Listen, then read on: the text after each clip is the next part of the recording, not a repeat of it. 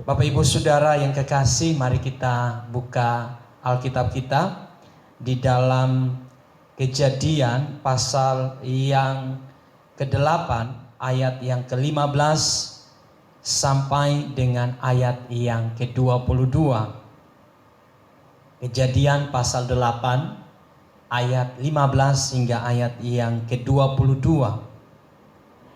Lalu berfirmanlah Allah kepada Nuh, keluarlah dari bahtera itu, engkau bersama-sama dengan istrimu, serta anak-anakmu, dan istri anak-anakmu.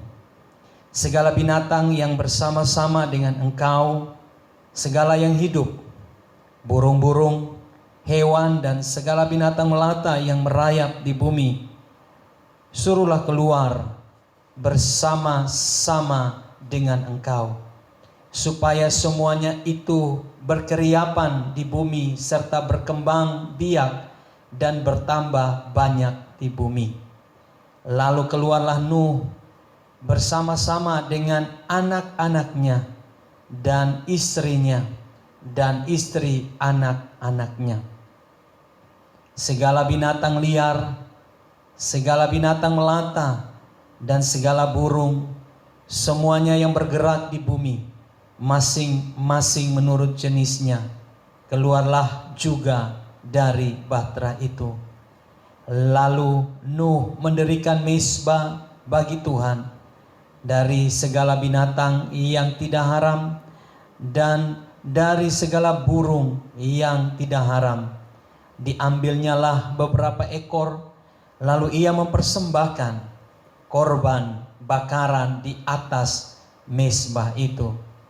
Ketika Tuhan mencium persembahan yang harum itu, berfirmanlah Tuhan dalam hatinya, aku takkan mengutuk bumi ini lagi, karena manusia, sekalipun yang ditimbulkan hatinya adalah jahat dari sejak kecilnya, dan aku takkan membinasakan lagi segala yang hidup seperti yang telah kulakukan. Selama bumi masih ada, takkan berhenti-henti musim menabur dan menuai, dingin dan panas, kemarau dan hujan, siang dan malam. Tema kita hari ini adalah kedewasaan rohani. Bapak Ibu Saudara yang kekasih di dalam Yesus Kristus, ada satu statement yang berkata, menjadi tua itu pasti, tetapi menjadi dewasa itu adalah pilihan. Statement ini memiliki makna yang sangat dalam. Menjadi tua itu sudah pasti. Kita tidak perlu mempelajari ilmu ketuaan supaya kita menjadi tua. Sebab tanpa mempelajari ilmu apapun, maka kita pasti akan menjadi tua. Dan saya yakin bahwa tidak ada ilmu tentang mempelajari untuk menjadi tua. Karena kalaupun ada, maka tidak ada seorang pun yang mau mempelajari ilmu itu. Karena realita yang ada, yaitu setiap orang ingin terus menjadi muda. Sehingga dengan berbagai cara dan dengan berbagai upaya, orang berusaha untuk tetap muda, walaupun usianya sudah tua. Nah, Bapak Ibu Saudaraku yang kekasih di dalam Yesus Kristus, menjadi dewasa itu adalah pilihan. Sebab ada begitu banyak orang yang sudah tua secara usia, tetapi tidak dewasa di dalam hal rohani. Bahkan kita mendapati bahwa ada begitu banyak orang yang lama di gereja, yang punya jabatan di gereja, yang sudah melayani bertahun-tahun, menjadi orang Kristen berpuluh-puluh tahun, tetapi tidak dewasa secara rohani. Ini adalah hal yang sangat memiriskan hati kita. Ternyata menjadi dewasa secara rohani itu adalah pilihan. Nah, pada kesempatan ini saya tidak akan membahas bagaimana menjadi dewasa dan hal-hal apa saja yang menunjukkan kedewasaan. Tentunya sangat luas pembahasannya. Tetapi pada kesempatan ini saya hanya ingin membawa kita untuk bagaimana menjadi dewasa dalam menyikapi atau meresponi kebaikan Tuhan. Sekali lagi, bagaimana kita menjadi dewasa secara rohani dalam menyikapi atau meresponi kebaikan Tuhan. Lebih sederhana lagi, apa saja yang dilakukan oleh seorang yang dewasa rohani dalam menyikapi atau meresponi kebaikan dari Tuhan. Nah, mari kita bersama-sama belajar dari seorang yang bernama Nuh. Cerita tentang air bah adalah cerita yang berulang kali kita dengar. Pada masa Nuh, orang-orang menjadi jahat, sifat hidup, karakter, dan tindakannya begitu jahat di mata Tuhan. Tetapi Tuhan mendapati Nuh, istri dan anak-anak, serta istri anak-anaknya itu hidup benar dan berkenan kepada Tuhan. Sehingga Tuhan mengambil satu tindakan untuk menghapuskan manusia yang jahat itu dari muka bumi dengan mendatangkan air bah. Sehingga Nuh diperintahkan oleh Tuhan untuk membangun bahtera. Dan di dalam membangun bahtera, Nuh diberikan secara detail mengenai ukuran bahtera itu. Kalau Bapak Ibu mau baca, Bapak Ibu bisa baca di pasal-pasal sebelumnya.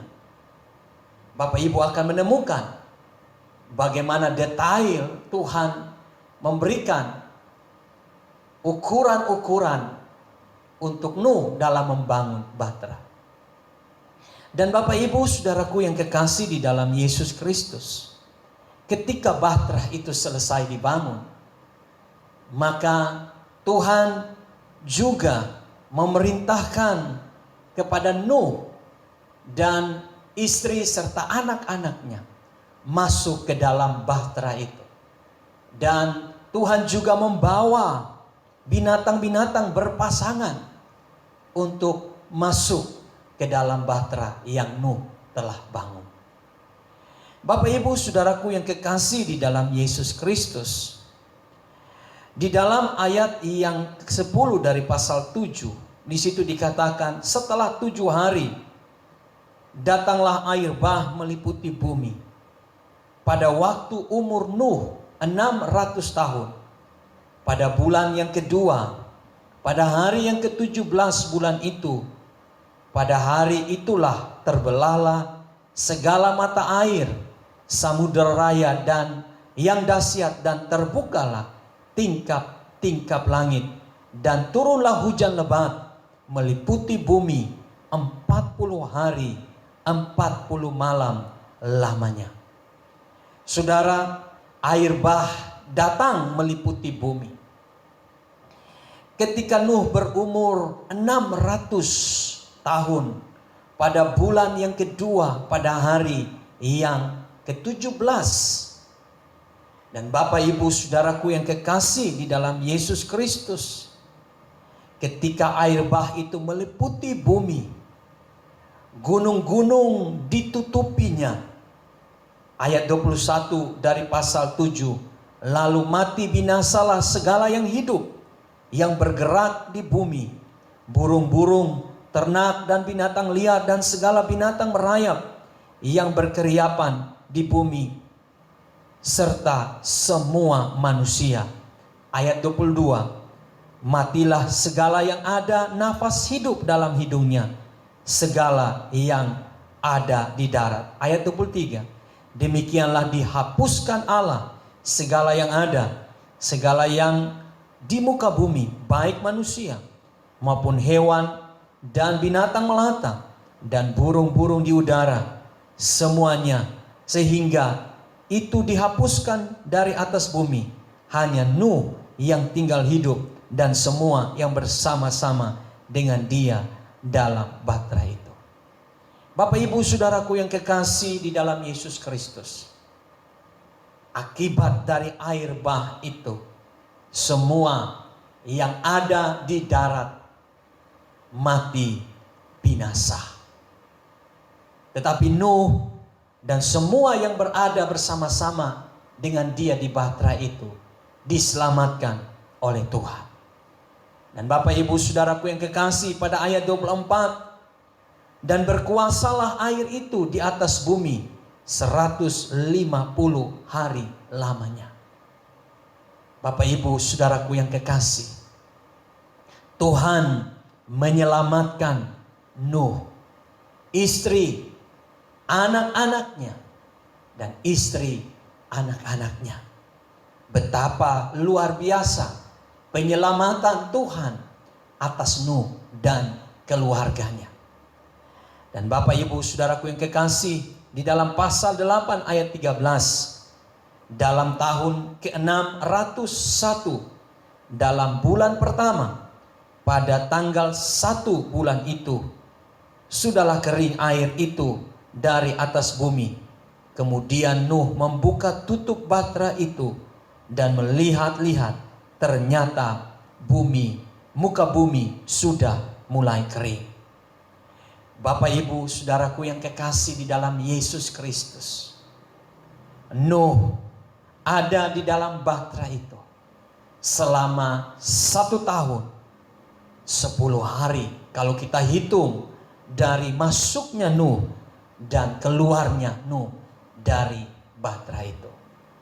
Nah, hari ini Bapak Ibu Saudara, kita mau belajar bahwa bagaimana Nuh meresponi penyelamatan Tuhan yang begitu luar biasa di dalam kehidupannya dan kehidupan keluarganya. Demikian juga kita hari-hari ini. Selama 8 bulan kita telah menikmati pemeliharaan Tuhan yang begitu dahsyat. Dari bencana pandemi corona yang datang menghantam kehidupan kita dan semua sendi-sendi kehidupan kita. Tetapi kalau hari ini Tuhan masih memberikan kita kesempatan, Tuhan masih memelihara kita, Tuhan masih menyediakan yang terbaik buat kita. Kita masih ada sampai hari ini. Keluarga kita, suami, istri, anak-anak kita, cucu, menantu kita, bahkan pekerjaan, usaha, studi, keuangan, kesehatan kita, semuanya masih dalam keadaan yang baik. Bagaimana Bapak Ibu Saudara kita meresponi akan kebaikan Tuhan ini? Ini menunjukkan akan tanda kedewasaan kita. Saudaraku yang kekasih di dalam Yesus Kristus, jangan abaikan akan kebaikan Tuhan dalam hidupmu. Mari responi itu, mari tanggapi itu. Dan kita belajar apa saja tindakan dari Nuh dalam menanggapi atau meresponi kebaikan Tuhan. Bapak Ibu kalau perhatikan di dalam pasal 8 ayat 15 sampai ayat yang ke-20. Maaf, ayat yang ke-19. Saya baca saja ayat yang ke-16. Keluarlah dari bahtera itu, engkau bersama-sama dengan istrimu, serta anak-anakmu, dan istri anak-anakmu. Bapak Ibu Saudara yang kekasih di dalam Yesus Kristus, ada satu kata yang diulang-ulang di dalam ayat yang ke-16 sampai ayat yang ke-19. Kata itu adalah keluarlah. Perintah Tuhan kepada Nuh jelas. Setelah 1 tahun 10 hari kurang lebih Nuh ada di dalam bahtera itu. Tuhan memerintahkan Nuh untuk keluar dari bahtera itu karena air sudah kering. Saudara, kata ini diulang beberapa kali. Tentunya kalau kita mempelajari lebih dalam lagi, ada makna yang terkandung dari kata itu. Dan terhadap perintah Tuhan itu Nuh kemudian taat. Nuh keluar dari bahtera itu bersama dengan semua yang ada dengan dia di dalam bahtera itu. Nah, hal apa yang kita dapat ambil dari tindakan Nuh ini? Yang pertama, bagaimana kita meresponi kebaikan Tuhan dalam kehidupan kita. Yaitu yang pertama, kita harus meninggalkan kehidupan lama kita. Kita harus keluar dari kebiasaan atau pola hidup kita yang lama, untuk kita memulai kehidupan yang baru bersama dengan Tuhan. Mengapa saya katakan demikian, Bapak Ibu Saudara? Karena selama 1 tahun, beberapa hari, yang saya katakan 10 hari lebih, Nuh ada di dalam bahtera bersama dengan keluarganya. Tentunya pola hidup yang telah tercipta selama mereka ada di dalam bahtera itu. Ada kenyamanan di sana. Ada situasi-situasi yang membelenggu mereka di dalam bahtera itu. Ada hal-hal yang tercipta di sana. Ada pola hidup yang terbentuk di sana. Dan saya percaya bahwa selama mereka ada di dalam bahtera itu, mereka mengalami interaksi hidup yang berbeda dengan ketika mereka ada di luar bahtera.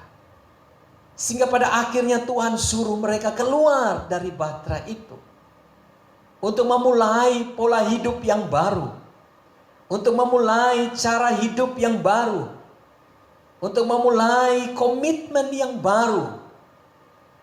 Dan saudara, itu sangat penting buat Nuh dan keluarganya untuk menghadapi hari esok mereka sesudah bencana air bah. Bapak Ibu Saudaraku yang kekasih, ini penting bagi hidup kita. Tak kala kita dihantam oleh badai COVID selama 8 bulan ini, telah tercipta pola hidup yang sungguh-sungguh membuat kita tidak bebas seperti biasanya. Di saat kita beribadah secara online, tidak secara offline, tak kala kita berjumpa dengan orang dan kita tidak bisa bersalaman, kita tidak bisa bercakap-cakap secara dekat, kita selalu memakai masker, kita selalu mencuci tangan, dan ada banyak kebiasaan-kebiasaan yang baru yang harus kita terapkan. Bapak Ibu Saudara, itu hanya menyangkut akan cara kita untuk bebas dari COVID, untuk kita tidak terpapar COVID. Tetapi yang lebih dari itu, Bapak Ibu Saudara, yaitu bagaimana pola hidup kita yang lama, atau kebiasaan-kebiasaan hidup kita yang lama, karakter-karakter kita yang lama. Tentunya melalui proses Tuhan yang begitu luar biasa, Tuhan menghendaki agar kita mengambil komitmen yang baru. Untuk kita bisa meninggalkan semua karakter-karakter, sifat-sifat, kebiasaan-kebiasaan yang tidak memuliakan Tuhan. Dan kita mulai kehidupan yang baru bersama dengan Tuhan di dalam komitmen yang baru, di dalam sikap hidup yang baru yang kita akan jalani bersama dengan Tuhan. Ini butuh pertobatan, di mana kita memalingkan perhatian kita, memalingkan akan seluruh kehidupan kita dari apa yang telah terjadi pada masa lalu, untuk kita beralih kepada apa yang Tuhan sedang sediakan buat kita di masa depan, yaitu kita berjalan dengan Tuhan dengan sifat dan karakter yang baru, yang tentunya semuanya untuk memuliakan nama Tuhan. Bapak Ibu Saudaraku yang kekasih, proses pandemi corona begitu hebat, sehingga pada akhirnya kita harus menaklukkan diri kita di hadapan Tuhan. Segala kesombongan kita, segala keegoisan kita, segala keangkuhan kita, kita tundukkan di hadapan Tuhan. Bahwa kalau hari ini kita masih ada, itu semua karena anugerah Tuhan. Mari tinggalkan semuanya. Keluar dari kebiasaan lama, saudara. Keluar dari dosa yang mengikat kita. Keluar dari segala kesalahan-kesalahan yang telah kita perbuat selama ini. Mari kita berlari kepada Tuhan. Mari kita berlari kepada Yesus dengan sifat dan karakter yang dipulihkan oleh Tuhan. Kemudian yang kedua, Bapak Ibu Saudara, tindakan kedewasaan Nuh dalam menyikapi, meresponi kebaikan Tuhan. Yang kedua, kita lihat di dalam ayat yang ke-20. Lalu Nuh mendirikan mezbah bagi Tuhan. Nuh tidak hanya keluar dari bahtera itu. Nuh tidak hanya keluar dari kebiasaan dan pola hidup yang lama, tetapi Nuh juga mengambil keputusan untuk membangun hubungan yang intim dengan Tuhan. Tindakan kedewasaan untuk meresponi kebaikan Tuhan di dalam kehidupan kita. Maka kita perlu untuk mengambil keputusan. Bukan saja meninggalkan pola hidup yang lama, karakter yang lama. Tetapi kita mau membangun hubungan yang intim dengan Tuhan. Tindakan Nuh ketika keluar dari bahtera, dia tidak mencari lahan yang baru untuk dapat dia garap, untuk bertani. Dia tidak mencari tempat untuk dia dapat membangun rumahnya, atau dia melihat dataran yang harus ia patok sebagai tempat kediamannya. Nuh tidak memikirkan hal-hal lahiriah, sekalipun itu penting. Nuh tidak mendahulukan semua yang bersifat sementara. Tetapi yang Nuh lakukan ialah dia mendahulukan Tuhan di dalam kehidupannya. Dia membangun mezbah bagi Tuhan. Artinya Nuh menempatkan Tuhan menjadi prioritas di dalam kehidupannya. Nuh menganggap bahwa tanpa Tuhan dia tidak mampu untuk dapat menjalani hidupnya setelah air bah. Nuh tahu dia diselamatkan karena Tuhan. Nuh mengalami pemeliharaan Tuhan yang begitu hebat selama 1 tahun lebih. Nuh sadar itu sehingga ia datang pada Tuhan, membangun penyembahan, membangun ucapan syukurnya dengan Tuhan, membangun relasi yang dekat dengan Tuhan.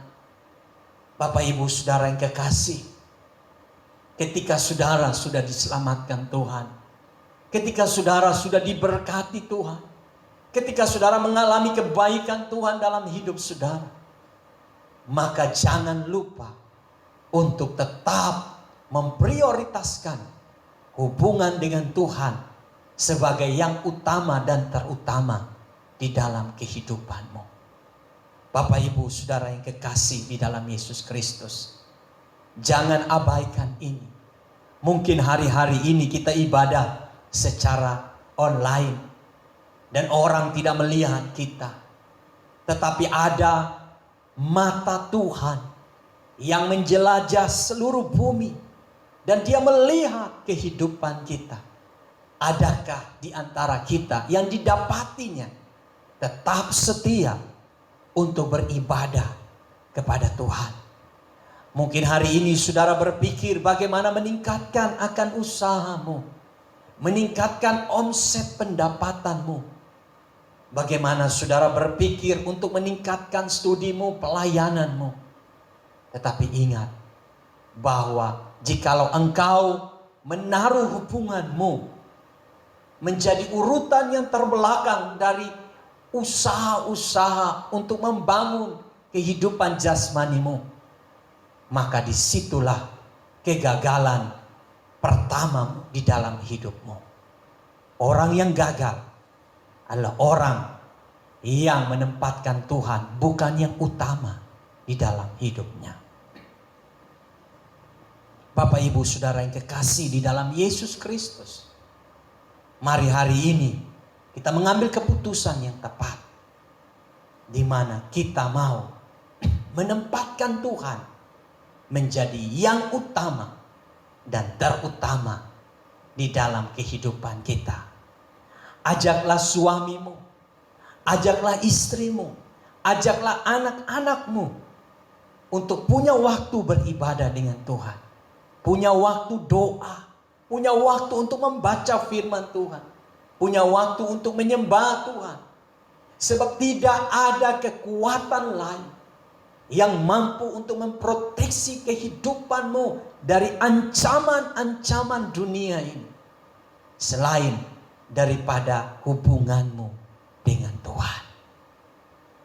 Bapak Ibu Saudaraku yang kekasih di dalam Yesus Kristus, yang ketiga dan yang terakhir, tindakan kedewasaan rohani dari Nuh dalam menanggapi kebaikan Tuhan. Kita lihat di dalam ayat 20 bagian B. Dari segala binatang yang tidak haram dan dari segala burung yang tidak haram, diambilnyalah beberapa ekor, lalu ia mempersembahkan korban bakaran di atas mezbah itu. Bapak Ibu Saudara yang kekasih, yang ketiga, Nuh mempersembahkan yang terbaik bagi Tuhan. Tindakan kedewasaan rohani dari Nuh ketika dia mengalami kebaikan dan penyelamatan Tuhan, dia mengambil binatang, dan di sini dikatakan segala burung, diambilnya beberapa ekor. Tentunya itu bukan jeripaya Nuh, itu juga adalah pemberian Tuhan. Tapi Nuh mengambil itu untuk mempersembahkan korban bakaran di atas mezbah bagi Tuhan.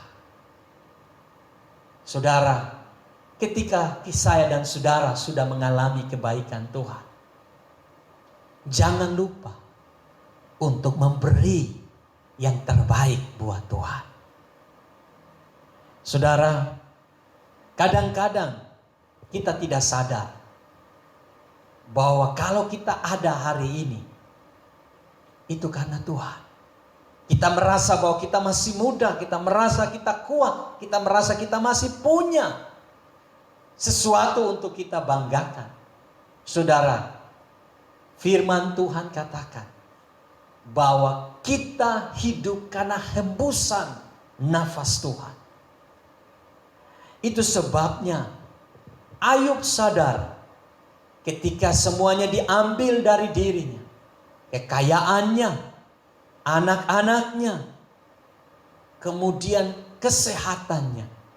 Dia berkata, aku datang dalam keadaan telanjang, dan aku kembali juga dalam keadaan telanjang. Artinya Ayub sadar bahwa kekayaan, anak-anaknya, kesehatannya, itu semua datang dari Tuhan. Bapak, Ibu, Saudara yang kekasih, mari kita jangan lupa untuk tetap memberi yang terbaik buat Tuhan. Kalau hari ini Tuhan mulai memberkati engkau dalam usaha pekerjaanmu, kalau hari ini engkau diberkati dalam usaha, dalam bisnis, dalam karirmu, jangan lupa untuk memberi bagi Tuhan. Jangan lupa untuk mengembalikan korban syukur kepada Tuhan. Baik itu perpuluhan, jangan melupakan perpuluhan. Jangan engkau begitu serakah untuk mengambil apa yang seharusnya itu untuk Tuhan. Berikanlah itu untuk Tuhan. Apa yang patut engkau berikan untuk Tuhan. Firman Tuhan katakan bahwa pemberian bukan soal jumlah, tetapi pemberian itu adalah bentuk respon kasih kita kepada Tuhan. Saudara, Tuhan tidak kekurangan. Tuhan tidak miskin. Tuhan tidak perlu dibantu dengan persembahan kita. Dia punya sorga. Dia punya segala isi dunia ini, bahkan hidup kita. Pemberian kita adalah kasih kita.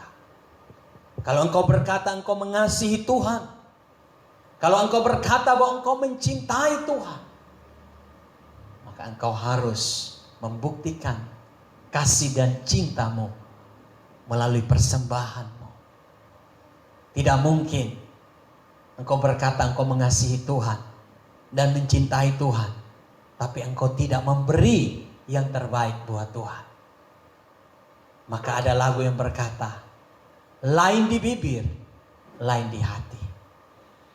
Saudaraku yang kekasih di dalam Yesus Kristus, ketika kita memberi yang terbaik buat Tuhan, itu bukan karena kekuatan kita, bukan karena kita punya, tetapi karena Tuhan sudah begitu baik dan menyediakan segala persembahan yang harus kita berikan kepadanya.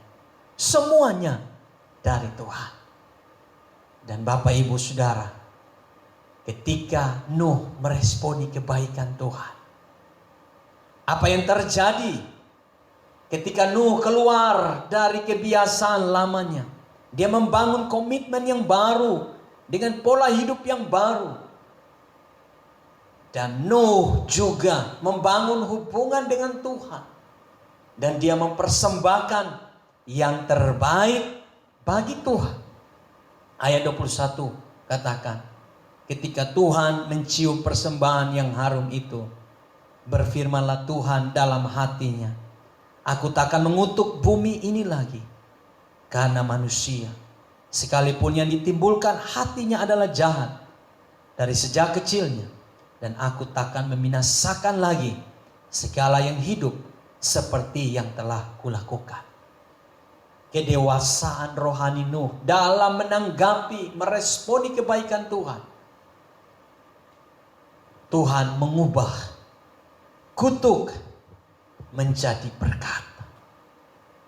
Tuhan mengubah hukuman menjadi perdamaian. Tuhan mengubah masalah menjadi mujizat. Tuhan sanggup mengubah segala sesuatu yang tidak mungkin menjadi mungkin. Apa yang sulit dalam hidupmu hari ini? Bukan Tuhan tidak sanggup. Bukan Tuhan tidak mampu untuk menolong engkau. Tetapi pertanyaan, engkau dewasa atau tidak dalam menyikapi kebaikan Tuhan yang engkau rasakan selama ini. Kalau engkau main-main dengan kebaikan Tuhan, maka tidak ada sesuatu yang terjadi dalam kehidupanmu. Tetapi jika engkau serius, engkau hidup dalam kehidupan yang baru, engkau membangun hubungan dengan Tuhan, dan engkau memberi yang terbaik buat Tuhan, maka yang engkau lakukan itu adalah persembahan yang berbau harum di hadapan Tuhan. Tuhan mampu mengubah yang tidak mungkin menjadi mungkin. Yang sakit sembuh. Yang tidak ada jalan keluar menjadi ada jalan keluar. Yang penuh pergumulan menjadi penuh kemenangan. Tuhan mampu mengubah kutuk menjadi berkat. Sebab di dalam Yesus Kristus semua kutuk telah dihancurkan, dipatahkan, sehingga kita menikmati berkat Tuhan yang luar biasa. Oleh sebab itu, Bapak Ibu Saudara, mari kita menjadi dewasa secara rohani. Orang yang dewasa akan mampu menyikapi, meresponi kebaikan Tuhan secara benar. Tinggalkan masa lalumu, tinggalkan pola hidupmu yang penuh dengan dosa. Berlarilah kepada Yesus. Bangunlah hubungan dengan Dia setiap hari. Dan persembahkanlah yang terbaik dari apa yang Tuhan sudah berikan buatmu. Percayalah, hidupmu akan penuh dengan kemuliaan Tuhan. Kiranya Tuhan memberkati kita. Haleluya. Amin.